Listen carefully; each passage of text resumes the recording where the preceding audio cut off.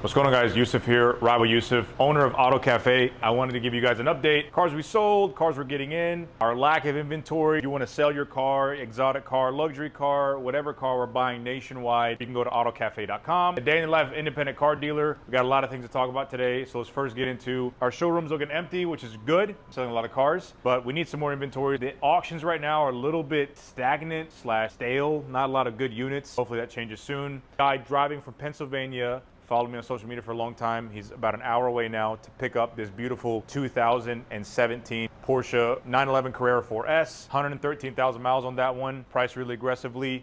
I want to show you this beautiful BMW M3 2023 G80. It's lowered on H&R springs. Got the Fiona red with the black interior, updated screen on the 2023s, carbon fiber interior as well. Pretty much every option. This one has 20-some thousand miles, got a couple hits on it. Let me go show you the McLaren we bought. I bought one of the cheapest McLarens in America. Let's go check it out. 2017 McLaren 570 GT. Nice carbon fiber bits. This one had 40,000 miles, has the red interior, white exterior. Every McLaren, after a certain age, is known for its fit and finish. They never really focus on the longevity and the durability of the interior. You get panels that come off, you get leather that starts looking a little bit saggy and whatnot. If you live in a climate that has a lot of heat, a lot of sun, make sure that you're putting some sort of UV protection on your front windshield to protect your leather dash, or condition it properly so it doesn't dry up. We just put brand new rear tires on this, Michelin tires. When we first bought this car, it had some sort of issue. It had some lift-off throttle instability. One of the ball joints had a lot of play in it, so literally the back end would do this. It was very sketchy to drive. Bought it for $90,000. Wholesale on this was $96,900. After we got the tires and everything done, I have like 59 hits. A lot of people like this car because it's an inexpensive exotic car. You look at it, it's got a 3.8 twin turbo V8.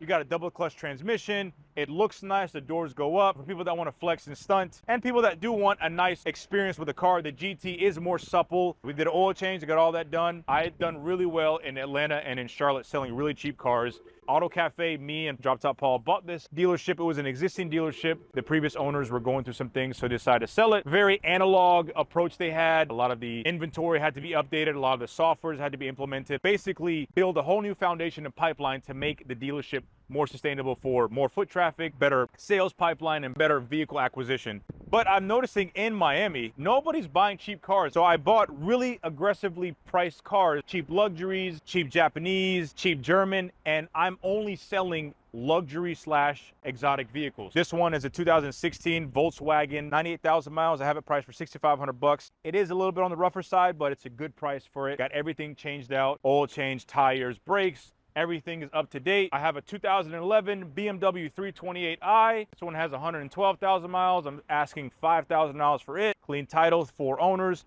This one's a 2015 Mercedes C300. I do like the 2.0 twin turbo motor they have. I love this baby blue that it has. Has the black interior. Has 101,000 miles. I'm only asking $9,999, so $10,000 for this, which is $2,000 cheaper than any other comparable. No hits on this. I also have a couple of Volkswagen Jettas up there. We have a Hyundai Sonata. We have a Hyundai Venue. Seriously, none of the cars that are cheap are selling. All the cars that I'm selling are expensive exotic vehicles. So I may change up the strategy here, which is fine. You got to understand your business. You got to understand your market, and data never lies. Look at your sales report. Look at what you're selling to your customers. Look at what your customers are interested in. Look at your CRM and look at your lead reports and see what are people inquiring about, and start catering your business to your market, not what you think is best for your business. Times change, the market can change within an instant. You got to be dynamic with your business plan. 2024 Volkswagen Golf R. This one has a 2.0 motor, all-wheel drive, turbo, heads-up display, pretty much every package. I remember when the R32 came out back in the early 2000s, one of my favorite cars. I had an R32 in that beautiful blue, had mine with 172,000 miles.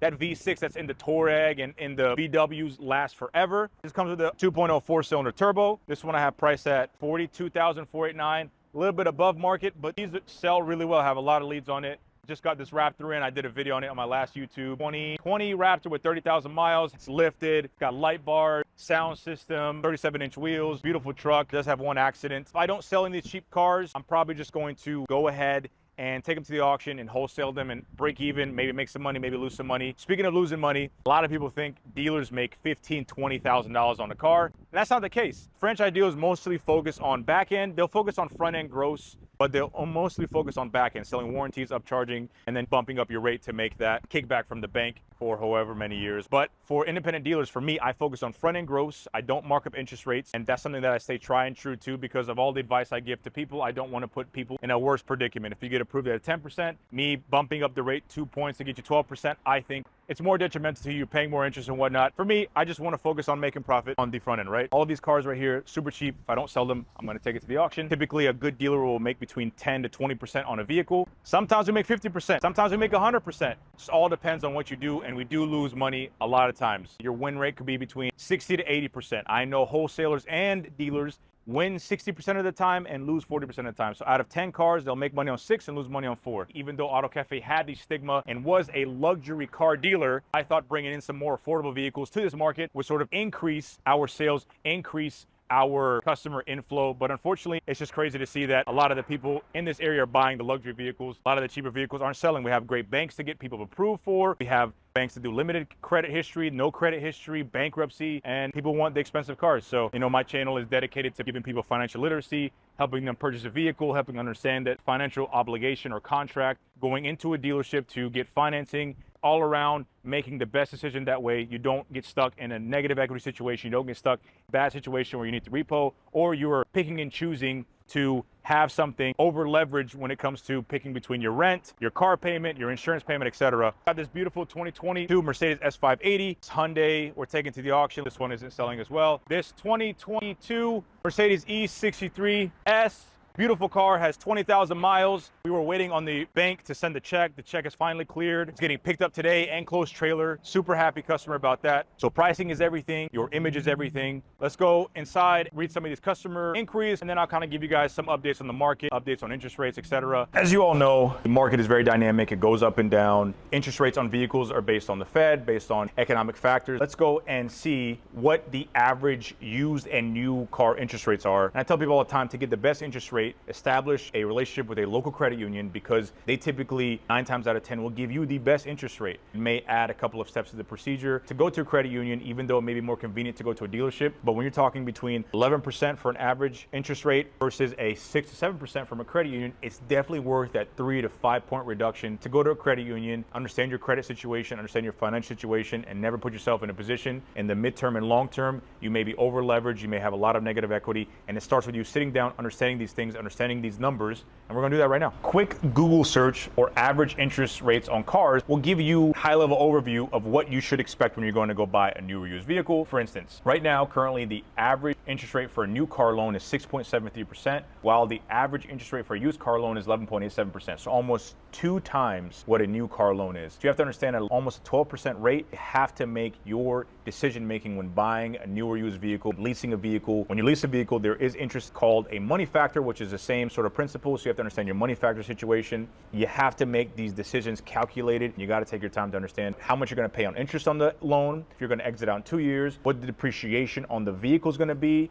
And all of these can be at your fingertips right here. If we go to Google and put vehicle depreciation, there are plenty of places you can go to that give you a free calculator to estimate your car depreciation with age. Depends on your brand. Range Rover, Maserati, and whatnot depreciate 50% over the first or second year. A lot of the new expensive vehicles will depreciate heavily. So buying something secondhand that is 2 years old is definitely worth the wait. We will go to car-part.com, amazing website that'll give you a plethora of used parts for vehicles. A lot of times you go to a dealership, they'll charge you an arm and a leg, you go to Advanced Auto Parts and whatnot. Being resourceful, doing your due diligence will save you a lot of money, especially if you are tight on money, or especially if you're living your life paycheck to paycheck. For instance, I remember we were trying to get a radiator for an Audi Q5. Dealer quoted us like $1,000, $1,600. I can get one right now for $150 with a warranty. The parts are graded between A and C, A being perfect, C being needs some work, etc. Let's see if we can get sort of a average interest rate cars. For a super prime customer, which is 781 to 850, again, credit scores go between 300 to 850. 781 to 850, which is super prime. New car loan average is 5.18%. Used car loan APR is 6.82%. Prime is 660 to 780. New car APR loan interest rate is 6.7%. Used car APR is 9.06%. Near prime 601 to 660, which is a decent rate. A new car loan you're looking at 9.83%. Used car loan, 13.74%. Subprime, which is all of the crazy calls you guys see. The subprime customers I post because I want people to understand that if you're in a bad situation, don't always take the option that somebody will give you. There is always a financial product for any credit profile, and it just depends on how dirty you want it to be. Because if you have bad credit, a bank will say yes, they're taking a chance on you. They're going to just crank it on all the fees, all the interest they're going to charge you. Sometimes people blame the bank for that. You have the ability and the authority to say no and just wait it out or get in a better situation, whatever it is, financially, mentally, emotionally, spiritually, before you make a decision and before you make a commitment into getting a credit card, a mortgage, a car, whatever it is. Subprime 500, 600, 13.22%, which is not true. Definitely seen average to be 15%. For a new car and a used car, 18.99. For this credit score, average I've seen for a used car loan was 25%. And then deep subprime, which is 300 to 500. I doubt anybody's going to get approved with a 300 credit score unless it's a buy here, pay here. If you have like 10 co-signers, 15.84% for a new car, 21.58% for a used car. It's going to be like 30% for a used car if you have that credit score. Interest rates are still high. Car prices are arguably still high. Buying a new car sometimes is smarter than buying a used car, but a used car will save you so much money because of the depreciation. As a new car goes, yes, you get a warranty and whatnot, but sometimes buying secondhand, whether it be secondhand parts, secondhand car, whatever it is, may save you in the long term, especially if you're somebody who always consistently changes cars. Let's look up average repo rates. Based on payments.com, car repos hit levels unseen since 2008 financial crisis. Around 1.73 million cars were seized by lenders during 2024, citing data from Cox Automotive. That was a 16% increase from 2023 and 43% from 2 years earlier. The last time car repossessions were at this level was in 2009 when the country was dealing with the fallout from the previous year financial crisis. The average vehicle loan rate rose by 5 basis points to 10.16%. That was in March. We're now in August. We're at 11.76%, the highest in 4 months, with the average monthly car payment coming to $748. I think the average monthly car payment now is closer to $1,000 now. With that being said, knowing the repossession rates are going up, knowing interest rates aren't stabilizing and going down, knowing that you're not probably getting paid more, you have to start making better financial decisions. This is not really a dealership advice. As a dealer in that office back there, I hear so many different types of situations. A lot of times when you see people buy these things and they're boasting that, oh, this is from my success and whatnot, stop comparing your lives to these lies. A lot of these people are lying, cheating, and doing everything they can to get their perceived image they want to uphold, and it is so stressful. They're coming to me a year later with they can't afford it. I have a repossession. I have this, I have that. And it's all to uphold an image. Stop comparing. Most times you don't know what they got going on to uphold that image. You need to take a step back, be more introspective, have some gratitude for what you have, and have an executable plan that is feasible and doable for you to get into the life you want. There's nothing wrong with having nice things, but too many times I see people make a very quick decision without really understanding the impact that it'll have on them long term. And 3 years down the road, 5 years down the road, when they want to buy a house for their family, they can't because they have this lingering repossession that they're trying to collect for the difference from the auction because they had $40,000 in negative equity. It's just not worth it. Have some financial peace, some mental stability, and all of these will affect every realm of your life. Now let's go read some of these situations that people get in when they don't take their time, when they're in a bind and they just don't see a way out. There's always a way out. Trust me, guys. It's all about your expectations. Realize that it's not that bad. It could be worse. We're going to read some of these customer emails and some of these social media messages I get about some advice. I bought a 2017 Dodge Charger back in last November with 130,000 miles at the time. At the time, I had no knowledge of cars. A year after, while going through my purchase paperwork, I realized I'd gotten screwed over on the interest rate, which was 22%, and I'm stuck with a high mileage car until 2029. Tried going over 100 dealerships in my city and the surrounding cities, looking to trade in. My credit score is 650, no repos, no late payments, but no one's willing to work with me. My credit has dropped down to 500. Still haven't lost hope. Now I have some cash saved up. Should I buy a car on Facebook at this point? Maybe keep trying different dealerships? What should I do? Help me out, Yusuf, please. First of all, if you ever see 20% interest rate, you do this. Swoop.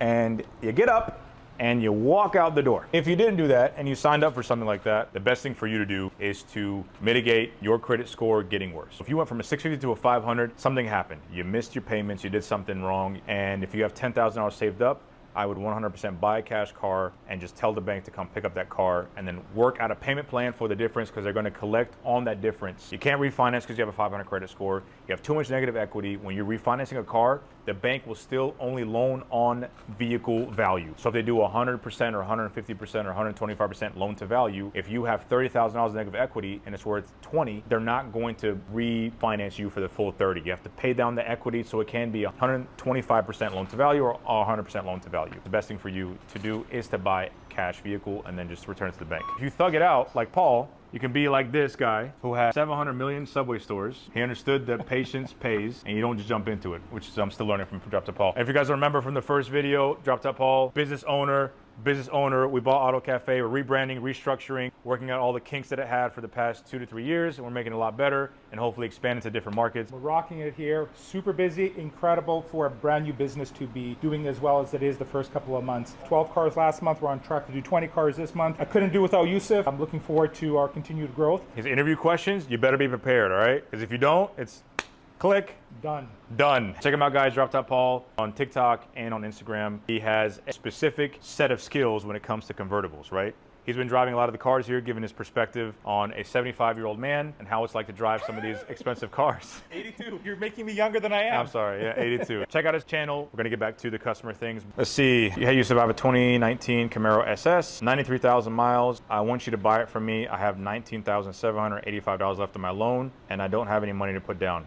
Can't buy it from you. Car's probably worth like 9 or 10 grand. You have about $9,000 negative equity. I don't know what your credit score is. Got a little more descriptive. Vehicle advice. Hello, Yusuf. I love your channel. I've been following you for 2 years now. It's been really inspiring to see you come from where you came from and opening up a dealership, your tech startup. I have a 2022 Kia K5 GT line with 22,700 miles. I bought for $34,000. I know it's not worth close to that. I pay $634.98 a month. My interest rate is 11.49%, and my car insurance is $155 a month. I made a bad financial decision based off of needing a car for my work. My credit is a 630. I tried refinancing with Navy Fed, but they denied me, which shocked me because I've paid a big loan off with them before, trading it in if possible, or should I lease? I've been denied before, but I'm not giving up. What should I do? I have a 630 credit score and Navy Fed denied you. It's probably because of the loan to value is just way out there, meaning that the car is worth 20, you owe 32. You got to put down a negative equity or that difference. Go to a credit union, establish a relationship, and see if they can approve you. A 630 isn't bad, it isn't good, but it's passable. It's doable to get a refinance or get a new loan. I've seen people pay up to $500 for a Kia a month.